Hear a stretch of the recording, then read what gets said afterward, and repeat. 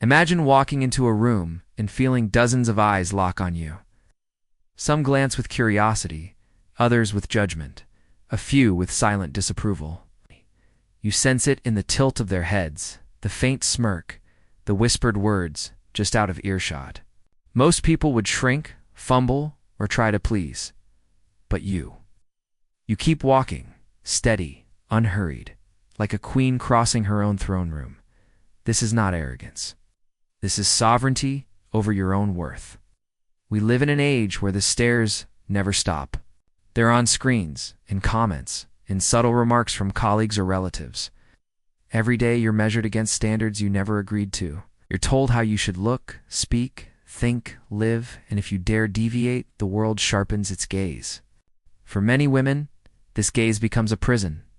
But for those who understand the lesson of Medusa, it becomes a weapon. Medusa's myth has been twisted into a monster story, but beneath it lies a strategy for emotional survival. Her gaze turned men to stone, not because she was cruel, but because she was untouchable. She didn't run. She didn't beg for approval. She met every look with the unshakable certainty of who she was.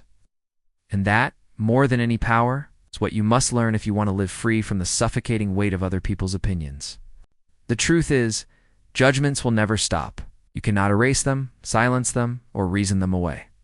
But you can reach a place where they no longer enter you, where they're arrows. Hit the wall of your self-possession and fall harmless to the ground. This is what I'm here to teach you. How to master the art of being unmoved. How to take the gaze of others, and instead of shrinking, let it harden your boundaries. How to hold your own truth so firmly that no opinion, however sharp, can pierce it. Welcome to the power of Medusa's gaze. In this journey, we are going to strip away the myths that weaken women and replace them with tools that make you untouchable. You've been told to be agreeable, to smooth over tension, to make yourself likable at all costs.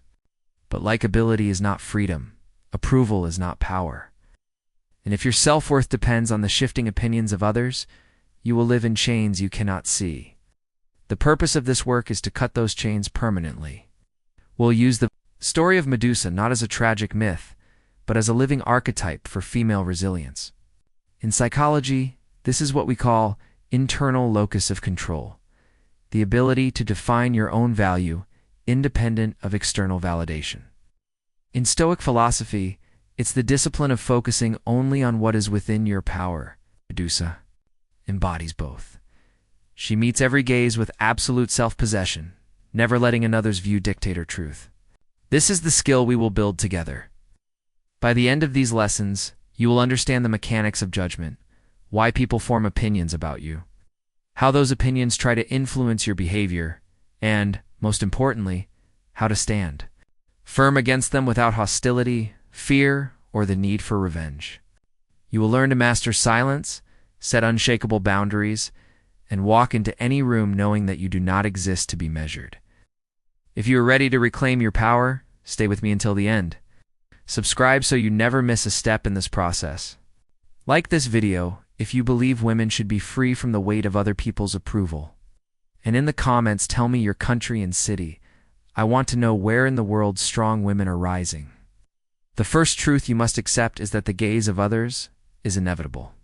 From the moment you enter a space, physical or digital, you are being evaluated. Sometimes it's unconscious, other times deliberate, but the fact remains, people notice you, form opinions, and file you away into mental categories. Error most women make is thinking they can control this process. They change their tone, adjust their appearance, and filter their words in an effort to manage how they are perceived. But this is a battle you cannot win, because perceptions are not built from truth. They are built from projection. Judgment begins with the judger, not with you. When someone looks at you, they are seeing their own insecurities, desires, fears, and biases reflected back. You become a mirror for what they carry inside. This is why two people can look at the same woman and see two entirely different things. One sees strength, the other sees arrogance. The object has not changed, the lens has. The moment you grasp this, you realize that trying to control opinions is like trying to rearrange clouds in the sky. This realization frees you from a trap, the trap of over-explaining yourself. Women are socially conditioned to justify every choice, every emotion, every no. But explanations often serve as invitations for further judgment. If someone has already decided who they think you are, your words rarely dismantle that picture. They only give the other person more material to twist. Medusa didn't explain her gaze. She simply met the stare with equal force. This is not cruelty, it is efficiency. In psychology, this is related to boundary enforcement. A boundary is not about controlling others. It's about defining the perimeter of your own space. When someone crosses into judgment, your task is not to change their mind, but to decide whether their opinion deserves entry into your mental territory. Most do not. The Stoics taught that we should distinguish between what is in our control and what is not. The judgment of others is firmly in the not category. Your appearance, your tone, your accomplishments, they may influence perception, but they will never fully control it. To anchor your peace in something so unstable is to choose a life of constant emotional turbulence. The work, then, is internal. It begins with developing a personal metric for worth that is completely independent of social feedback. This means you must know what you value, what you stand for, and what you refuse to negotiate. Without this inner framework, you will find yourself bending under the pressure of every new gaze, morphing into whatever version others find acceptable. But with it, you stand like stone, unyielding regardless of the storm. Consider the women who truly intimidate their critics. It is rarely because they fight loudly against every insult. It is because they remain unbothered, radiating a calm certainty that needs no validation. This quiet defiance is more powerful than any defense. It communicates, I am not here to convince you. I am here to live. To embody Medusa's gaze in your own life, start by practicing mental filtering. Each time a judgment is aimed at, you ask, does this align with my values? Does it come from someone whose opinion I respect? If the answer to both is no, discard it instantly. This practice removes the sting from unsolicited criticism because it reframes it as irrelevant data, background noise in the soundtrack of your life. In the end, your freedom comes not from stopping the eyes that watch you, but from refusing to let their vision become your mirror. The gaze will always be there. Your power lies in deciding what, if anything, it means. To truly master being unmoved by the opinions of others, you must confront the root of why their judgment affects you in the first place. Most people think it's the words themselves that hurt the insult, the condescension, the passive-aggressive remark. But what actually stings is the fear that they might be right. This fear comes from self-doubt, and self-doubt thrives where self-knowledge is absent. Without a clear understanding of your own identity, you become vulnerable to every external definition offered to you. This is where the Medusa archetype becomes critical. Medusa was feared not just because she could petrify anyone with her gaze, but because she embodied a self-contained power. She did not need to borrow her strength from public approval or social alignment. In psychological terms, she operated from a secure self-concept, one that was not up for negotiation. This is precisely what women must cultivate if they want to be immune to destructive opinions. A secure self-concept is built through deliberate self-definition. This means taking the time to write down literally, with pen and paper, what you believe about yourself, what you value, and what you refuse to tolerate. This exercise isn't about crafting an image. It's about uncovering the truth. When you have this blueprint, every judgment you encounter can be tested against it. If the criticism aligns with your own standards, you can use it as constructive feedback. If it doesn't, you can discard it without hesitation. The Stoics taught that our judgments about events, not the events themselves, cause our distress. The same principle applies to interpersonal judgment. Someone's disapproval is neutral until you assign it meaning. The moment you start thinking maybe they're right, maybe I'm not enough, you turn a passing comment into a self-inflicted wound. Medusa's strength lay in never internalizing the gaze. She let it meet her eyes, but never her core. One practical strategy for this is the mental courtroom. Imagine every opinion about you is presented as evidence before a judge, and you are the judge. Your criteria for admissible evidence are strict. The source must be credible. The observation must be fact-based, and the intention must be constructive. Anything that fails these standards is dismissed instantly. By treating opinions as mere data to be evaluated, you remove their power to injure you emotionally. But you must also accept the discomfort of being misunderstood. This is perhaps the hardest part. Humans crave to be seen and understood accurately, but in reality, no one will ever see you fully. The image others hold of you is always a partial, distorted reflection. Medusa's story reminds us that you can live and live well without being understood by everyone. In fact, the less you depend on universal understanding, the freer you become. This detachment does not mean isolation or coldness. It means you engage with the world from a position of choice, not compulsion. You choose whose feedback matters. You choose when to explain yourself and when to remain silent. You choose to invest your emotional energy only in relationships where your value is recognized without constant defense. Finally, you must practice emotional stillness in the moment of judgment. When someone throws a verbal stone, your first impulse may be to catch it and throw it back. But often the most powerful statement is made by doing nothing, not because you're weak, but because the attack is beneath your engagement. Silence, when chosen deliberately, can be the most unshakable form of self-possession. In this way, Medusa's gaze becomes not a weapon of destruction, but a shield of discernment. She did not spend her energy chasing approval or correcting every misperception. She stood in her truth, letting the world decide how to react, and refusing to bend regardless. One of the most powerful tools in resisting the weight of others' opinions is mastering the art of selective visibility. You do not have to expose every part of yourself to the public gaze. In fact, some of the most resilient women guard their private selves like a fortress. This is not secrecy born from fear. It is strategic self-preservation.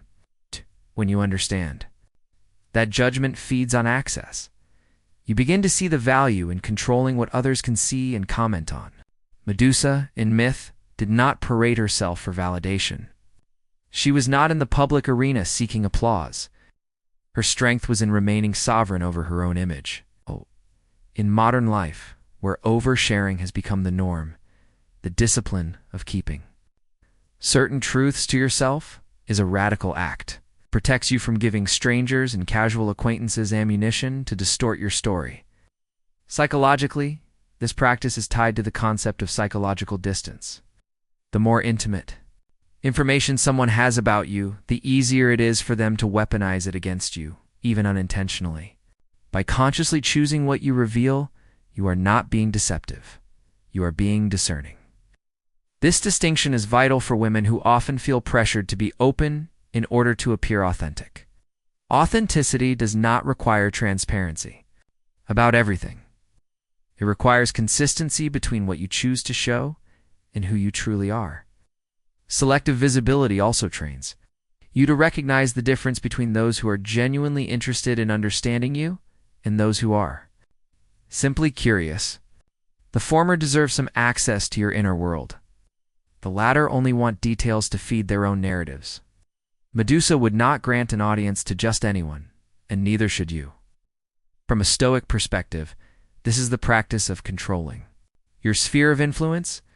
Epictetus taught that our peace depends on focusing on what is within our power. You cannot stop people from forming opinions, but you can decide how much material you give them to work with, and the less fuel you provide for speculation, the less control their opinions can have over your life. This strategy extends beyond personal interactions into the digital realm. Every post, every photo, every opinion shared online becomes part of your public archive, subject to endless interpretation. Once it's out there, you no longer own it. The gaze owns it. Practicing restraint in your digital presence is not about hiding, but about ensuring that you remain the primary author of your story. There is also an emotional benefit to this restraint. It creates space for your own reflection before external feedback can distort your perception. When you process your thoughts, choices, and experiences privately first, you anchor them in your own understanding. This way, if or when outside judgment comes, it meets a fully formed truth rather than a fragile, untested one. Some may interpret your discretion as mystery, others as arrogance. Let them. Their interpretations are projections, not facts. Your responsibility is not to manage these narratives, but to protect the sanctity of your inner life. Medusa's gaze was not merely a defensive reaction, it was a proactive stance, a declaration that her essence was hers alone to own. In the end, selective visibility is about living with intentional boundaries. You decide what enters the public arena, and you decide what remains untouchable. This is how you transform the gaze from a force that defines you into one that merely glances off your surface, unable to penetrate the core of who you are. Another critical step in mastering the art of remaining unmoved by others' opinions is learning to interpret criticism without internalizing it. Criticism by its nature is filtered through the critic's own values, experiences, and biases. Few people deliver truly objective assessments, and even when their intentions are constructive, the delivery is often tainted by emotion, assumption, or misunderstanding. Understanding this distinction is essential to maintaining emotional autonomy. Medusa's gaze serves as a model here. She absorbed the attention, acknowledged it existed, but never allowed it to penetrate her sense of self. Translating this to daily life means recognizing that the opinions of others are not inherently truths about you. They are data points, sometimes useful, often irrelevant. The Stoic approach encourages us to weigh external input against our internal compass, evaluating its merit without surrendering our emotional sovereignty. For practical application, create a mental filter for feedback. Ask yourself, does this opinion align with my values or objectives? Is it coming from someone whose judgment I genuinely respect? Is it actionable in a way that improves my life? If the answer is no, then the criticism should be treated as noise, nothing more. This practice reduces the power of reactive emotions such as defensiveness, anger, or shame. Women in particular are often socialized to overvalue others' perceptions, making them susceptible to emotional manipulation and unnecessary self-doubt. Medusa's archetype reminds us that independence is not selfishness. It is the foundation for resilience. Standing firm against uninvited judgment is not an act of confrontation, but an exercise in self-determination. Equally important is the practice of self-validation. When your sense of worth is anchored internally, external opinions lose their ability to destabilize you. Self-validation involves consistently acknowledging your achievements, strengths, and intentions without waiting for external confirmation. Journaling, affirmations, and reflective meditation are practical tools to cultivate this internal reinforcement. At times, social pressure will still create discomfort. Being targeted by gossip, unsolicited advice, or veiled criticism can trigger instinctual responses. The key is to pause before reacting.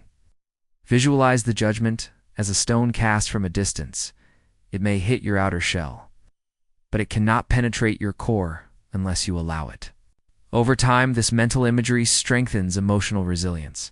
Another layer of protection comes from observing patterns rather than isolated comments.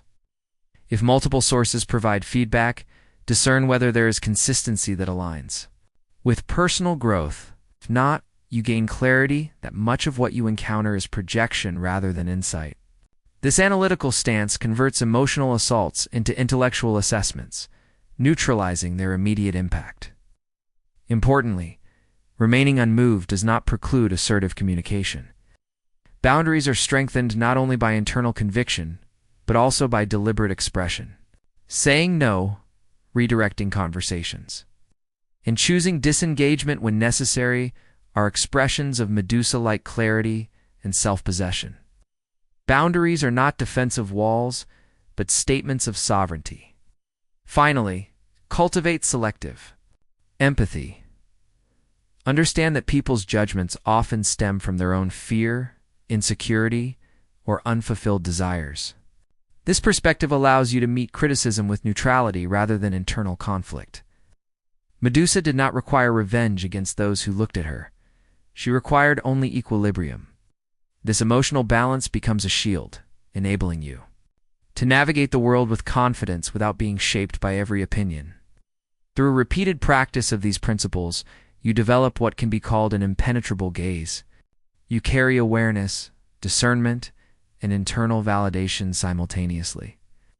External judgments continue to exist, but they no longer have the authority to shape your identity. Medusa's lesson is not about isolation, it is about mastery. Mastery of self in the face of a world eager to define you otherwise. The final layer in cultivating Medusa's gaze is the deliberate practice of emotional detachment without indifference. Detachment does not mean apathy. It means engaging with the world while preserving the integrity of your inner self. Women often feel compelled to over-explain, justify, or accommodate, especially when faced with disapproval. But over-engagement with every judgment drains energy and blurs the boundaries of personal truth. To practice this detachment, start by observing your automatic reactions to criticism or social evaluation. Notice the immediate surge of emotion. Anxiety, guilt, defensiveness, and allow yourself to label it without acting. Labeling emotional responses creates space between stimulus and reaction. This pause is the first step toward emotional sovereignty, a principle echoed both in Stoic philosophy and in the psychological practice of mindfulness. Another essential practice is the daily reaffirmation of personal values. Each morning, identify 3 core principles that guide your life. These are your non-negotiables, the lenses through which every opinion and judgment must be evaluated. Medusa's gaze was untouchable because it reflected absolute alignment with her own rules of existence. Your daily reaffirmation is the modern equivalent, a ritual that strengthens internal consistency and resilience.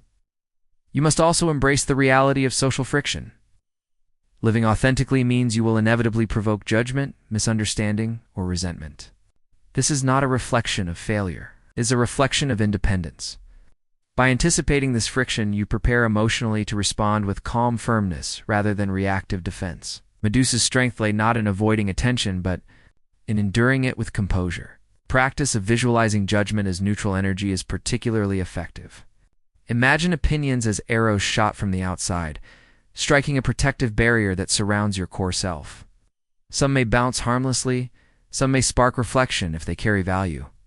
This imagery cultivates a mental habit of discernment, allowing you to absorb what benefits you and discard the rest without guilt or fear. Stoicism teaches that external events are not inherently good or bad. Our interpretations render them so. Applied to judgment, this principle allows you to transform criticism from a source of anxiety into a source of insight, or to dismiss it entirely when it lacks relevance. By consistently reframing perception, you train yourself to maintain equanimity, regardless of external pressure. Another practical strategy is controlled exposure. Gradually place yourself in situations where judgment is inevitable. Social gatherings, public speaking, online forums, and consciously practice remaining grounded. Each exposure strengthens resilience, demonstrating repeatedly that the gaze of others does not have to dictate your experience. Over time, even the most intense scrutiny loses its sting. Meditation on impermanence also reinforces this process. Opinions are fleeting, their intensity temporary. Your self-definition, when cultivated internally, endures. Medusa's gaze reminds us that the momentary reactions of the world cannot diminish a soul anchored in its own clarity. Reflection on this impermanence softens emotional reactivity and strengthens inner stability. Finally, cultivate a network of trusted allies. While most judgments are best filtered or ignored, the feedback of those who truly understand and respect you can be invaluable. These relationships offer mirrors that reflect reality rather than projection, helping refine self-perception without surrendering autonomy. Medusa did not exist in isolation. She simply chose her company carefully. By integrating selective visibility, discernment, emotional detachment, daily reaffirmation of values, and intentional relationships, you build the complete armor of Medusa's gaze. You become untouchable, not through distance or withdrawal alone, but through deliberate, ongoing mastery of self. The judgments of others may come and go, but the woman who practices this discipline stands firm, unwavering, and wholly defined by her own terms. The journey to mastering your response to judgment is neither quick nor easy, but it is entirely within your power. By cultivating self-knowledge, defining your values, and practicing discernment, you transform the gaze of others from a force that confines you into a mirror reflecting your own strength. Like Medusa, your power lies in the unwavering ownership of your identity, in the calm certainty that no outside opinion can shake who you are at your core. This mastery is reinforced through consistent practice, selective visibility, internal validation, emotional detachment, and deliberate engagement with both praise and criticism.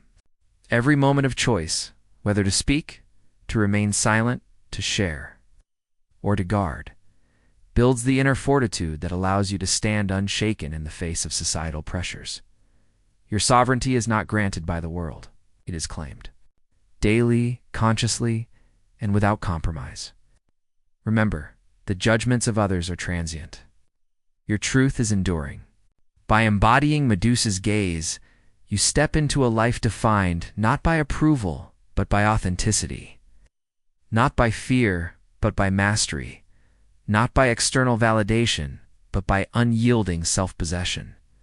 Stand firm, own your gaze, and in every room, every conversation, every glance be unmovable, not because the world demands it, but because you have chosen it.